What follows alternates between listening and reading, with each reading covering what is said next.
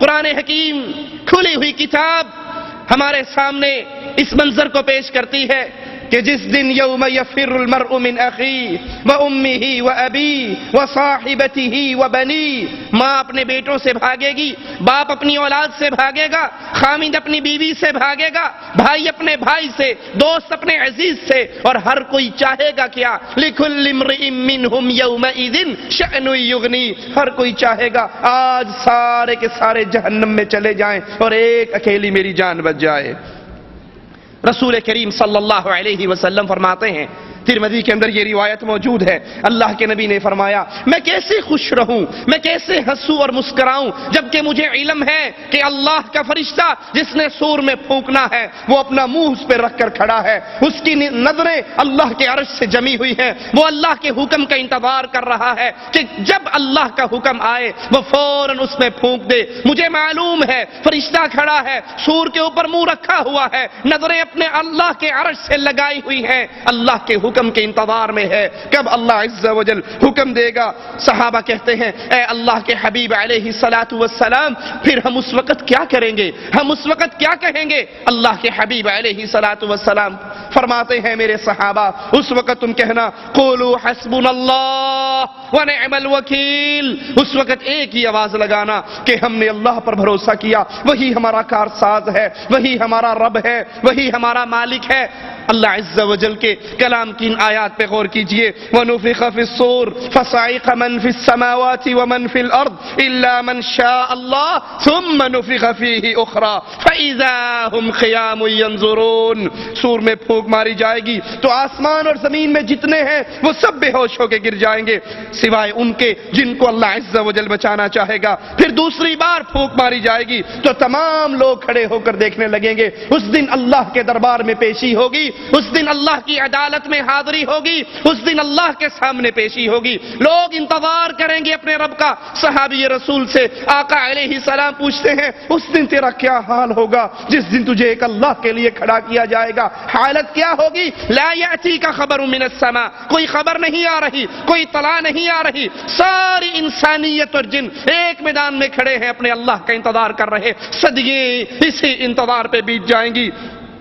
ما ينظرون إلا صيحة واحدة تأخذهم وهم يخصمون فلا يستطيعون توصية ولا إلى أهلهم يرجعون ونفخ في الصور فإذا هم من الأجداث إلى ربهم ينسلون، یہ لوگ ایک چیخ کا انتظار کر رہے ہیں کہ وہ کب وہ چیخ بلند ہوگی جو انہیں اپنی گرفت میں لے لے گی، جب وہ آپس میں جھگڑ رہے ہوں گے۔ اس کے بعد پھر کوئی وصیت کرنا چاہے، پھر کوئی اللہ نام پہ کچھ دینا چاہے، پھر وہ اپنے مال کو بانٹنا چاہے، پھر وہ کسی کو کوئی پیغام دینا چاہے، پھر وہ کوئی نیکی کرنا چاہے، جب یہ چیخ ان کو اپنی گرفت میں لے لے گی پھر یہ کوئی وصیت نہیں کر سکیں گے اور نہ ہی اپنے گھر والوں کی طرف لوٹ سکیں گے، نہ یہ واپس جا سکیں گے، نہ اپنے بیوی بچوں میں جا سکیں گے۔ اس دن کیفیت کیا ہوگی کہ یہ انسان سور پھونکا جائے گا اور یہ سارے نکلیں گے، اپنی قبروں سے نکلیں گے اور اپنے رب کی طرف تیزی کے ساتھ چلیں گے۔ یہ دن اتنا شدید ہے لوگوں، یہ دن اتنا خطرناک ہے لوگوں، اس دن کوئی کسی کا ساتھی نہیں رہے گا، کوئی کسی سے پیار و محبت کرنے والا کسی کو یاد نہیں رکھے گا۔ صحیح مسلم میں ہے، ابن عمر رضی اللہ عنہما سے روایت ہے، فرماتے ہیں کہ رسول اللہ صلی اللہ علیہ وسلم کو میں نے یہ فرماتے ہوئے سنا کہ پھر سور پھونکا جائے گا، جو کوئی اس کی آواز سنے گا وہ اپنی گردن کو ایک طرف جھکا دے گا اور دوسری طرف اٹھا دے گا۔ سب سے پہلے جو شخص اس کی آواز سنے گا وہ ہوگا جو اپنے اونٹوں کو پانی پلانے کے حوض کو لیپ رہا ہوگا۔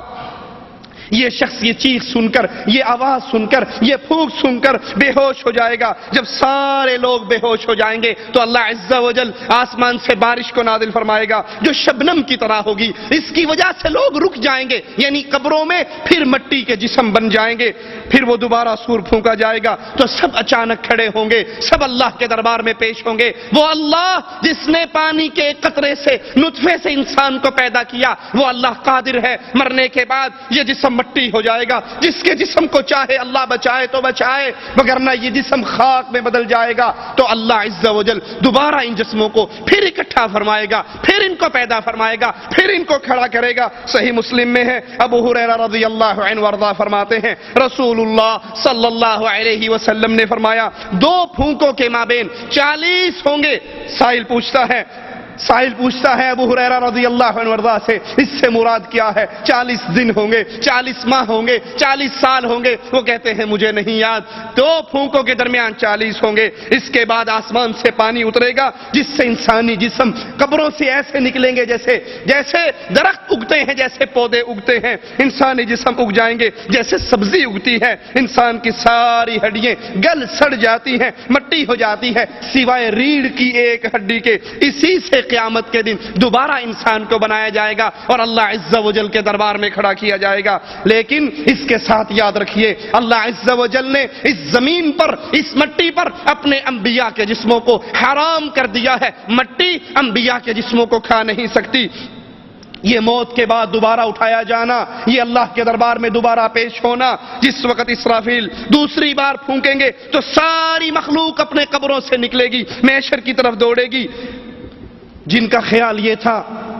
جو آپ بھی سنتے ہو، کانوں میں اب بھی پڑتا ہے، اے جہاں مٹھا اگلا جہاں کہہ ڈٹھا، جب بھی ان کو نماز کی طرف بلایا جائے، دین کی طرف بلایا جائے، قرآن کی طرف بلایا جائے، اللہ کی توحید کی طرف بلایا جائے، وہ جواب میں کہتے ہیں مولویوں کا تو کام ہی ڈرانا ہوتا ہے، مولویوں کا تو کام ہی یہ ہے، کبھی قیامت سے ڈراتے ہیں، کبھی عذاب قبر سے ڈراتے ہیں۔ اے جہاں مٹھا اگلا جہاں کہہ ڈٹھا، یہ جہاں بڑا مزیدار ہے، یہ زندگی بڑی بارونق ہے، میرے گھر کے اندر اے سی ہے، میرے گھر کے اندر تلاجہ ہے، میرے گھر کے اندر ڈش اینٹینا ہے، میرے گھر کے اندر ٹیلی ویژن ہے جس پہ ناچنے والی ناچتی ہے، گانے والی گاتی ہے، میری زندگی اس طرح رنگینیوں میں ڈوبی ہوئی ہے، بہترین گاڑی ہے، بیوی بچے ہیں، آل اولاد ہے، کار کوٹھی ہے، میں اسی زندگی کے اندر بڑا مزے سے گزر رہا ہوں، یہ زندگی کبھی ختم نہیں ہونے والی، اس زندگی کا اختتام نہیں ہوگا۔ یہ قیامت کے منکر جو زبان سے منکر نہیں ہے، اپنے کردار سے منکر ہیں، اپنے عمل سے منکر ہیں، قیامت کو زبانی کلامی طور پہ مانتے بھی ہیں لیکن اپنی زندگی کو اس کی تیاری کے لیے نہیں گزارتے، نہیں سمجھتے یہ اللہ نے 60 سال، یہ 70 سال، یہ 80 سال کی زندگی کیوں دی ہے؟ تمہارے بابا کو جنت اللہ نے انعام کے طور پہ دی تھی اور تمہیں اس دنیا پہ بھیجا یہ زندگی دے کر کہ اس زندگی کو ایسے گزارنا کہ اللہ تمہیں اپنی رحمت سے پھر جنت میں داخل کر دے۔ جنہوں نے اس قیامت کا عملی طور پہ انکار کیا یا زبان کے طور پہ انکار کیا، ان کی کیفیت کیا ہوگی؟ زعم الذین کفروا ان لن یبعثوا قل بلی وربی لتبعثن ثم لتنبؤن بما عملتم وذلك على اللہ یسیر۔ اللہ کی قسم ذرا اس آیت پہ غور کیجئے، کس طرح یہ حقیقت کو ہمارے سامنے کھول کر بیان کر دینے والی کتاب ہے۔ اللہ کا کلام کس طرح باتوں کو واضح کر دیتا ہے۔ جن لوگوں کو وہ کفار جو یہ سمجھتے تھے کہ وہ زندہ کر کے دوبارہ نہیں اٹھائے جائیں گے، یہ جہاں بڑا مزیدار ہے، اس جہاں میں عیش کرو، اس جہاں میں مزے کرو، اس کے بعد پھر کچھ نہیں ہے، جن کا یہ گمان تھا۔ پھر اللہ کے نبی، اللہ عز و جل اپنے نبی سے کہتا ہے، نبی قل، ان کو کہہ دیجئے کہ اللہ کی قسم تمہیں ضرور دوبارہ اٹھایا جائے گا، پھر تمہارے اعمال کو تمہارے سامنے پیش کیا جائے گا، ان کی تمہیں خبر دی جائے گی، اور اللہ پر یہ بڑی آسان ہے۔ یاد کر لیجئے آپ اور میں زندگی گزار رہے ہیں، زندگی میں جو کچھ بھی کر رہے ہیں، اچھے اعمال ہیں یا برے اعمال، اللہ کی رضامندی کے اعمال ہیں یا اللہ کی غضبناکی کو پکارنے کے اعمال ہیں، یہ اعمال ریکارڈ ہو رہے ہیں۔ یہ اعمال قیامت کے دن انسان کو بتایا جائے گا۔ قیامت کے دن انسان اللہ کے دربار میں آئے گا تو یہ زمین پکار پکار کر کہے گی، فعل کذا وکذا فی یوم کذا وکذا علی الارض کذا وکذا، تیرے اس بندے نے فلاں دن فلاں جگہ پر کھڑے ہو کر فلاں گناہ کیا تھا، انسان پر اس کے گناہوں کو پیش کیا جائے گا۔ قرآن حکیم کے اس مقام پہ غور کیجئے، وَيَوْمَ نُسَيِّرُ الْجِبَالَ وَتَرَى الْأَرْضَ بَارِزَةً وَحَشَرْنَاهُمْ فَلَمْ نُغَادِرْ مِنْهُمْ أَحَدًا۔ قیامت کی وہ گھڑی اتنی شدید ہے، قیامت کے وہ دن اتنے شدید ہے، آج تم سنگلاخ پہاڑوں کو دیکھتے ہو جن کے ایک پتھر کو توڑنے کے لیے کبھی TNT بارود لگایا جاتا ہے، کبھی مشینیں لگائی جاتی ہیں، کبھی کوئی طریقہ ہے۔ قیامت کا دن ہوگا یہ پہاڑ روئی کے گالوں کی طرح اڑتے پھریں گے، یہ پہاڑوں کو مالک کہتا ہے میں ان پہاڑوں کو چلاؤں گا اور آپ زمین کو ظاہر پائیں گے، ہم پھر سب کو اکٹھا کریں گے۔ اس دن کوئی نہیں بھاگ سکتا، اس دن کوئی فرار نہیں ہو سکتا، اس دن کوئی ایسی جا پناہ نہیں ہے جہاں انسان انسان اللہ سے بچ کر وہاں پر چھپ جائے اور اللہ کے دربار میں پیشی نہ ہو، اس دن سب کو اللہ کے دربار میں پیش کیا جائے گا۔ آج جتنے مکر و فریب کرنے والے، ان سب کے مکر و فریب قیامت کے دن ختم ہو جائیں گے، جس دن اکیلا اکیلا آدمی اللہ کے دربار میں پیش ہوگا، تنے تنہا ہوگا، دائیں طرف دیکھے گا لا یرا الا اعمالو، اپنے اعمال نظر آئیں گے، بائیں طرف دیکھے گا اپنے اعمال نظر آئیں گے، سامنے دیکھے گا جہنم دیکھتی ہوئی نظر آئے گی۔ اس دن کوئی سفارشی نہیں، کوئی سننے والا نہیں، کوئی دوست نہیں، کوئی پیسے لے کے کام کرنے والا نہیں، کوئی کسی کے واسطے سے کام کرنے والا نہیں۔ آج دنیا کے بدعقیدوں کو سامنے رکھ کر ان کے علماء سو اہل ایمان کو کیسے برباد کرتے ہیں۔ کوئی پردے دار عورت، کوئی مسلمان عورت کسی کے بہکاوے میں آ کر کسی نام نہاد پیر کی ملاقات کے لیے چلی جائے اور اس کا چہرہ پردے میں چھپا ہوا ہو، وہ اسے کیا کہتا ہے؟ بی بی تو پردہ کر کر آئی ہے؟ کہتی ہے ہاں میں مسلمان پردہ دار عورت ہوں۔ کہا پگلی تجھے کیا پتا، یہ پیر صاحب ہیں، یہ غوث اعظم ہیں، یہ گدی نشین ہیں، یہ سجادہ نشین ہیں، یہ اعلیٰ حضرت ہیں، قیامت کے دن انہوں نے تو بچانا ہے۔ اگر آج تیرا چہرہ نہیں دیکھیں گے تو تجھے کیسے پہچانیں گے؟ اپنے چہرے کو ننگا کر تاکہ قیامت کے دن یہ تجھے دیکھ لیں، یہ تجھے بخشوا لیں، یہ تیری سفارش کر لیں، یہ تجھے اپنے ساتھ جنت میں لے جائیں۔ ایک پروفیسر کی تقریر میں سن رہا جو کہنے لگا ہمارے جو غوث اعظم ہوں گے، ہمارے جو بزرگان ہوں گے،